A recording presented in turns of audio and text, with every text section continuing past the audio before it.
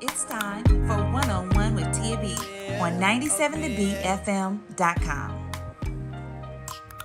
On today's show, I'm sitting down with T-Ronn Hicks, inspirational life coach, mentor, and community activist.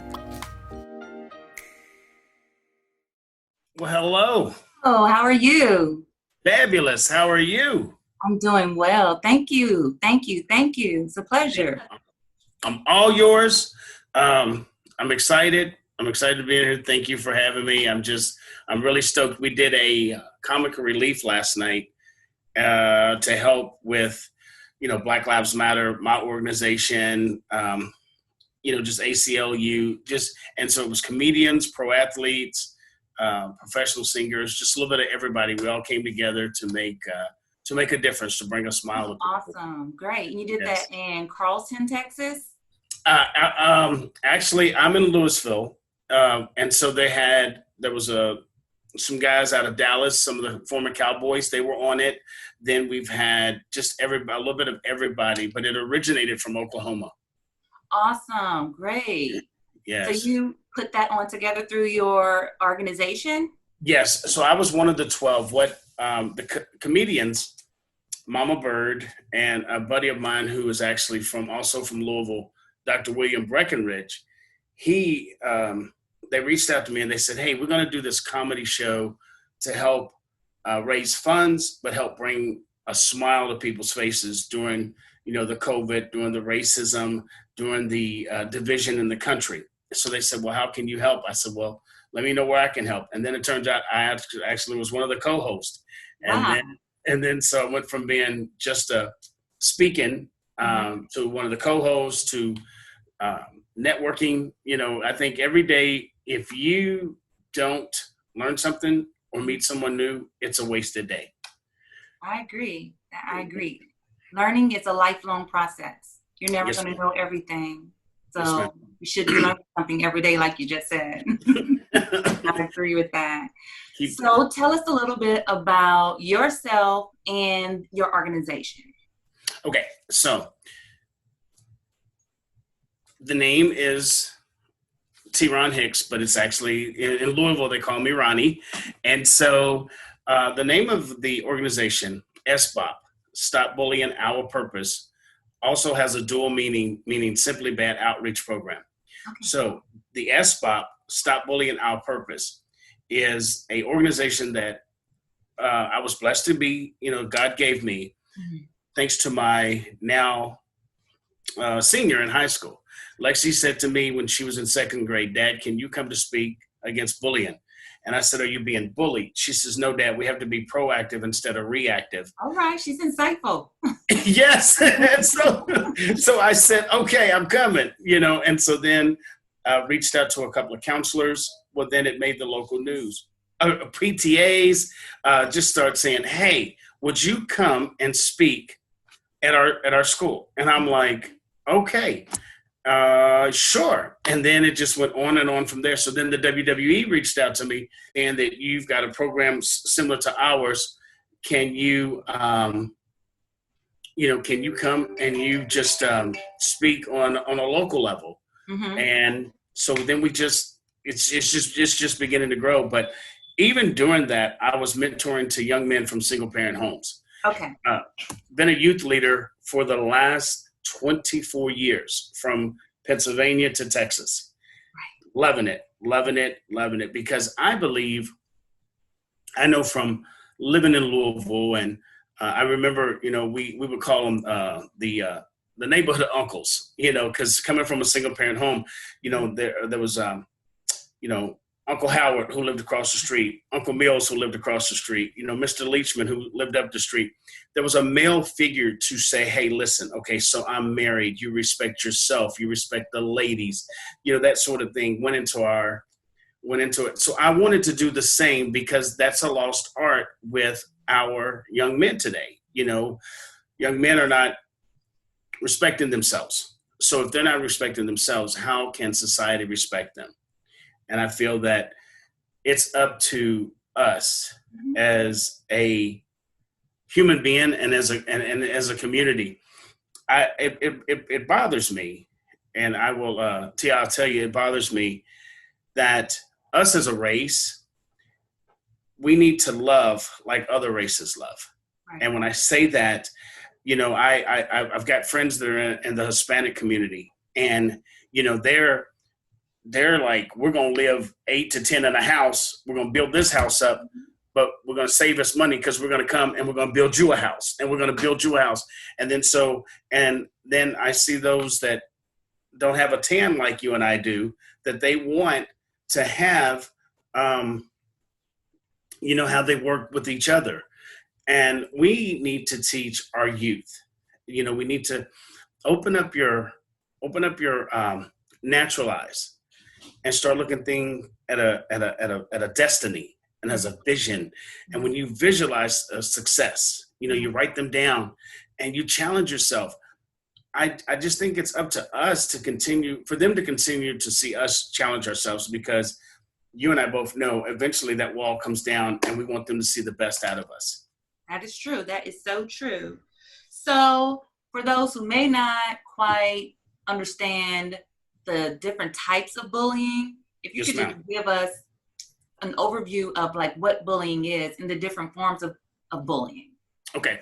So being the champion against bullying, one of the, there are 3 types that I really focus on. That is physical, verbal, and cyber. So the physical is when I intimidate you because of the fact of I'm bigger than you, but yet I'm jealous of you.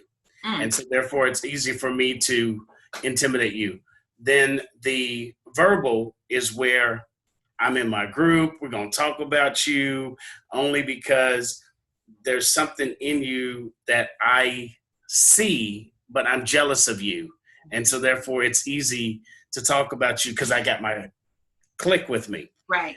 Then there is cyber, which is just, wow. When I say we're heads on fighting this thing like 90 going west down here in Texas, we've actually got a law in place where the parents can be arrested for this. It's called David's Law. Yes, we're serious about it. We worked with this young lady. Her son was a victim of cyberbullying.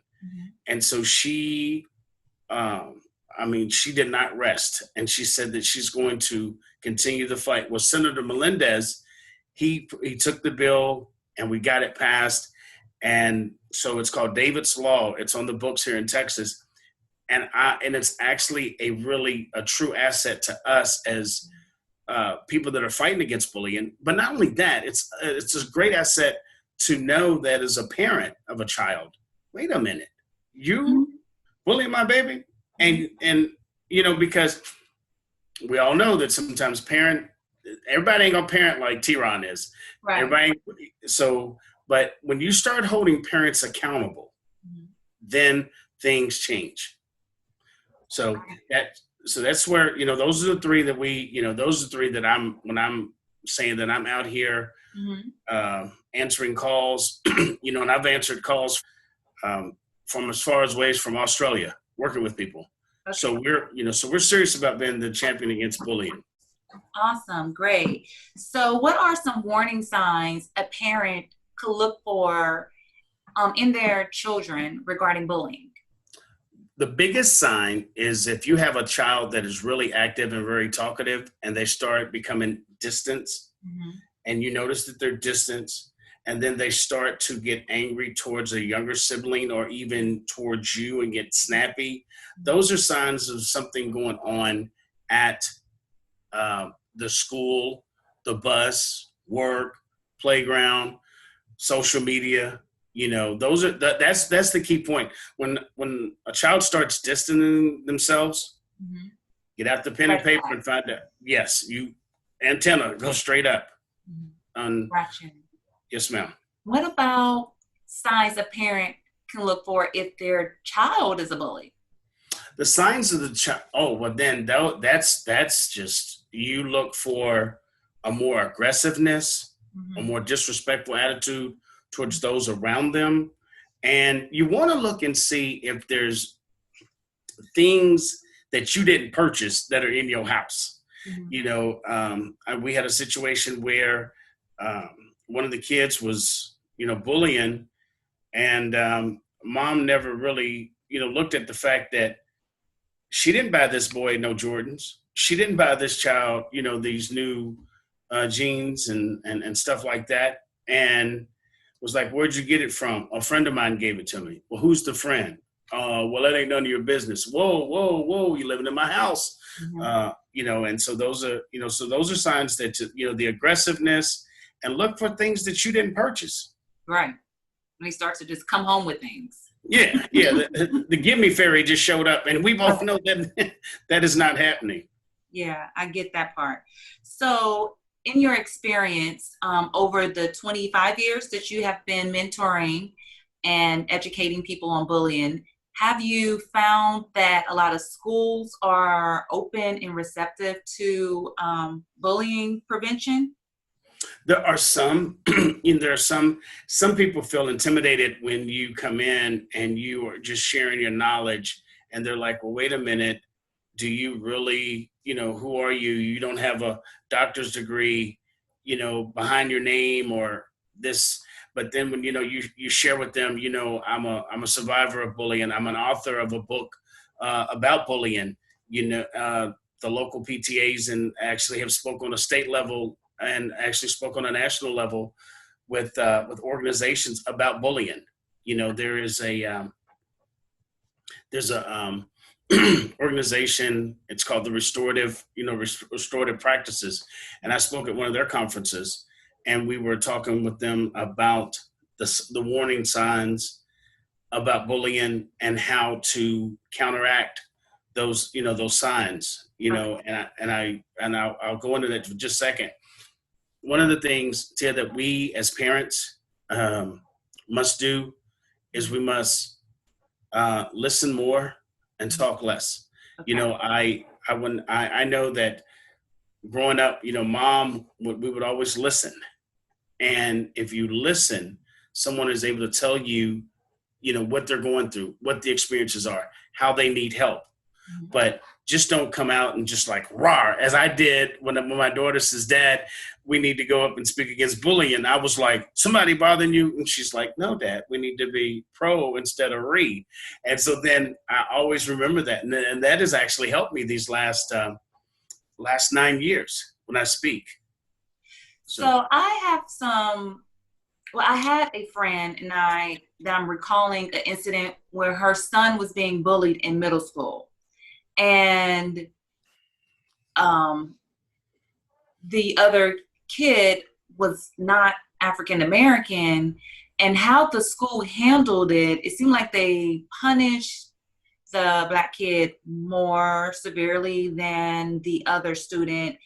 So what do you think is the best approach for schools to investigate a bullying case? Because lots of times it just comes down to a he said, she said, unless there are witnesses and documentation. And I just recall listening to her, and she was very distraught and just felt like she wasn't being heard or getting the help. And then like her son was just immediately guilty. There's, yes, unlike the judicial system, there's some rules in place, but with bullying, I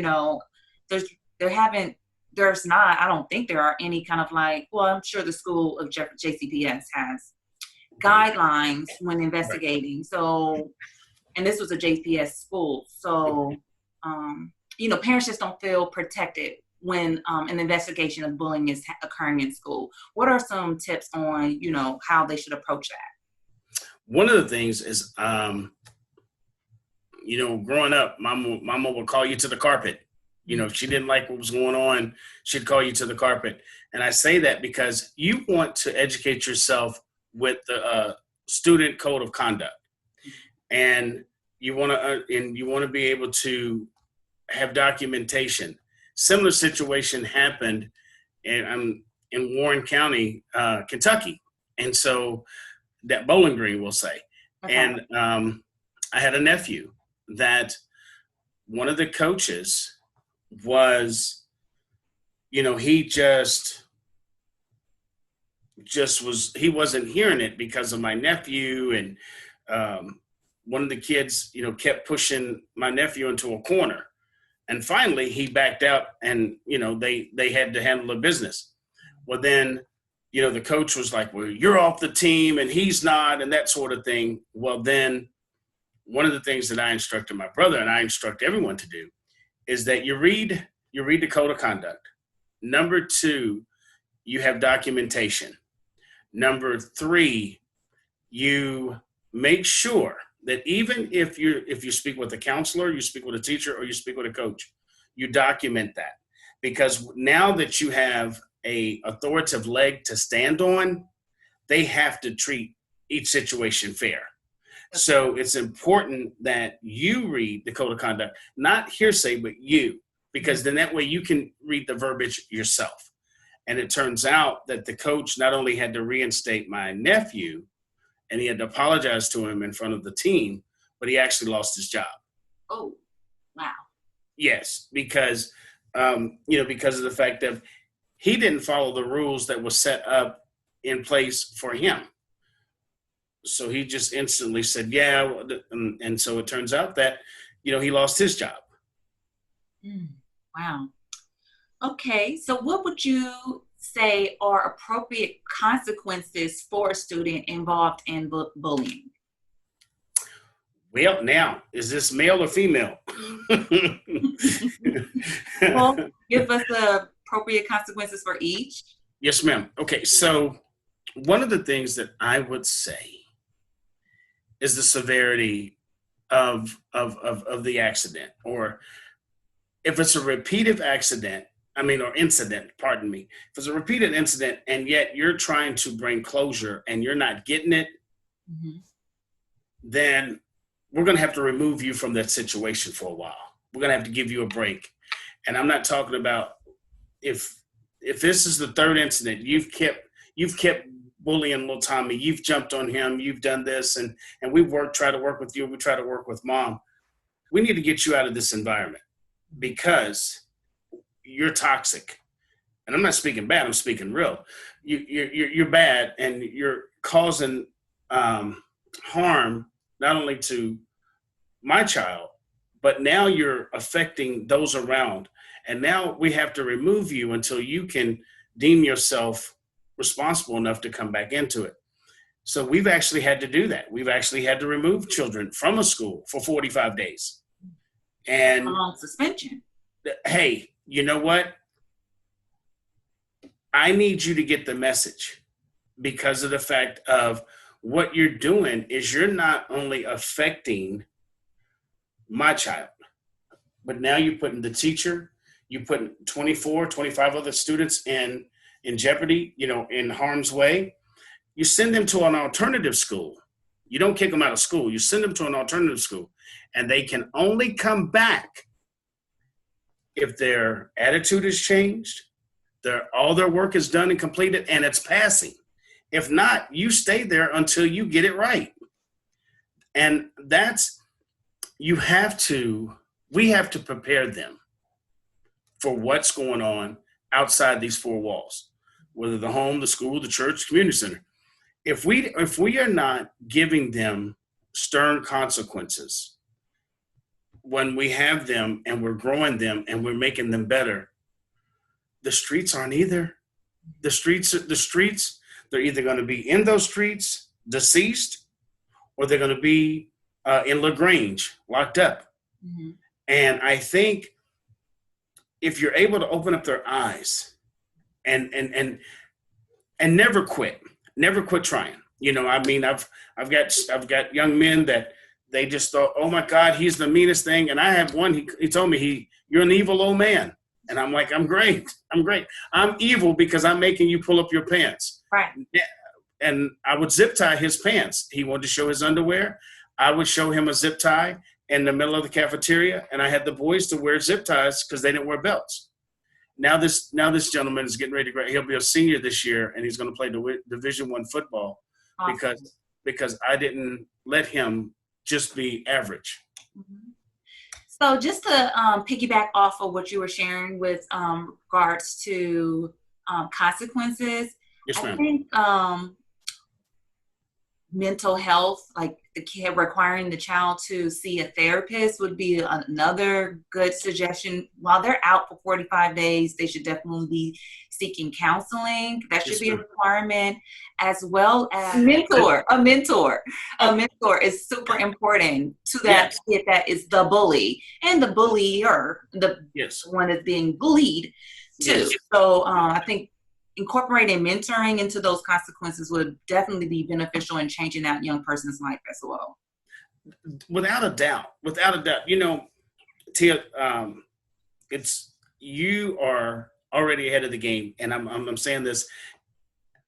Most of the children that I have had to deal with were at an alternative school, and they've had some instances, you know, of bullying or not being able to release. Most bullies, and I'm talked to psychiatrists from Philadelphia to Atlanta, and most of the doctors and the counselors that I've spoken with, the problem that most bullies have is it's a self-esteem. It's a self-esteem issue. They're not getting the TLC that maybe another student is getting. And today's children, I love them all, but they have a way of, I'm either going to act up or I'm act out, but I'm going to get somebody's attention, good, bad, or different. Somebody going to pay attention to me. And that is a bad way of wanting to survive in life, because of the fact of you're thriving for attention, but yet you're hurting yourself in the long run. Right. And I think more children should open up to the counselors, you know, because we've got some amazing counselors in the school districts, and a lot of them don't know their children's name because of the fact that the children are not open up, you know, and we've been, you know, oh man, if you talk, you a wimp, or you this, that. No, actually you're smart, because mom used to tell me, I can't feed you if you don't tell me you're hungry. Right. I can't help you if you don't tell me you need help. You know, I think my kids are so sick of me asking them on a daily basis, and especially with COVID. It was like every hour, you okay? You need something? You okay? You need something? So, but I think that's important, because the students that I have been able to work with here in Texas and across the country, they just want someone to know that they're cared about, that they're loved. Yeah, I agree. So how can we raise awareness on bullying prevention in our schools? Okay, so I have this amazing program, and it's called Emma's Circle, and it works real good. It works real good with the middle school and the high schoolers. And so what we do is, if we know there's a situation, don't be ashamed to say, hey, I got a problem with Jacob. Okay. So then we'll bring in a mediator, and a mediator says, okay, so I need you, because most of the times I'm the mediator. So what are your problems with Jacob? And Jacob, what are your problems with Max? And they write them down. And so at that point, we go to work and we say, okay, so you're only mad at Max because Max didn't talk to you in front of a friend and you were only picking with Jacob because of the fact of, you know, sometimes it's small, but then it escalates. So you guys work it out. Now, part of Emma's Circle, we all come together as one.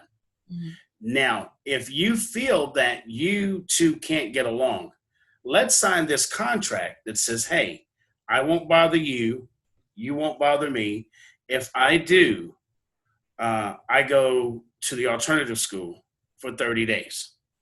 And if you bother me, you know, you go for 30 days. Has worked perfectly. Has stopped. We got a middle school that's got 100% rate. Wow. 100%. Yeah. So from 6th to 8th grade, we're batting 100. I mean, because, and you know, I say the children in the middle school are those children that are smelling themselves because they don't have the teacher like on your back, and they haven't quite gotten to high school yet. So they're just beginning a little, we're trying to get them to grow up, because the next step, high school and college. Right. So, but yeah, Emma Circle is a blessing in disguise, and it was named after one of my little buddies. She came to me in 6th grade, and she says, "Hey, I want to help you with your anti-bullying program." I says, "Well, okay." And so we sat down, and this is what we came up with. That is phenomenal that the young people are coming to you and telling you what they want, and you go and help them make it happen. Yes. I love it. I love it. I love it. And we actually have it we have this program in Western Kansas and a couple of schools in Dallas County already. And then one here in Louisville. Keep it going. Okay. So not everyone is trained, educated, just knowledgeable on bullying prevention. Yes, ma'am. What are some like red flags or like an ineffective way to prevent bullying? So an ineffective way to prevent bullying is when a child has so much bitterness, and they're not even trying to do Emma's Circle. They're not even trying to work with you. Then we have to do a home visit, and we have to, because I've done all I can do. The principal's done all he can do. The counselor's done all we can do. Then we ask mom, or dad, or both parents. And Tia, I will tell you, most of the problems that I'm having is going to blow your mind when I tell you this. It's because of the fact of one parent is in the life, but the other one isn't. And don't let it be a situation where a parent's just got a divorce, or the kid just come home from being with the dad for the weekend, and now he's got a tude, because at dad's he could lay back, but at mom's she's putting the gauntlet on. And so I can't take my anger out on mom or dad, but I'm gonna go to school on Monday and somebody's gonna get this knuckles, So one of the things that I think that is important is we have to remove ourselves when we're trying to help these kids, because kids see the selfishness and they see, well, it's about me. And then they're like, well, I'll just act like that. So wow. I hope, yes, yes, it is that. Whoo, let me just say, I've been fortunate and blessed to be in the area that I'm in, but it's also been challenging as well. Awesome. So I was on your Facebook page, and I recently saw a young lady give you praise for the impact that you've had on her life. Marian, I just want to say how Mr. Hicks of SB Game Changers has been a true blessing to me, because when I was at my lowest, Mr. Hicks was there to motivate me, pick me back up, and put a smile on my face. And ever since then, he has not failed to teach me the skills to be successful. And ever since then, I will always know that I am beautiful, I'm worth it, I'm loved, and that no obstacle will ever stop me. That was just a testament to the work that you're doing in the community and how you are reaching these young people. And I just want to applaud you for that. Thank you. Thank you. You know what? We often say that they're our future. There are now. There are now, because these babies have had to grow up like never before from March, because they, their whole world was rocked. I had to, as you and I are virtual, that was our conversations from March 23rd to May 24th. And so I'm doing virtual with these young people who I'm so used to being in the schools with them on Monday, Monday through Friday, and hanging out and, impacting them personally, that we had to go virtual, that I said, tough times don't last, but tough people do. And if I got to do it, I know you can do it. And so, and that young lady, Amari, oh my God, that's my other child. She is such a sweetheart. She, when I wrote my second book, she read it and was like, okay, so this is my copy. You're not getting it back, and I'm going to read it. And so, and our children need inspiration. Our children need, and there's a big difference. Motivation and inspiration. Motivation's temporary. Inspiration, I'm sticking with you. Right. And so the children need inspiration. There's children that I work with that are just, you're like, whoa, I could have never had this much baggage. And but they're making it happen. But it's because we've got to inspire them, that it's going to get better. Oh yeah. Mentoring definitely changes lives, especially for our young people. So I definitely applaud you for keeping that up. And then my last final question is, where can I get more information if people want to find out how to reach you, your books, your organization, your website? Please share with us how they can learn more.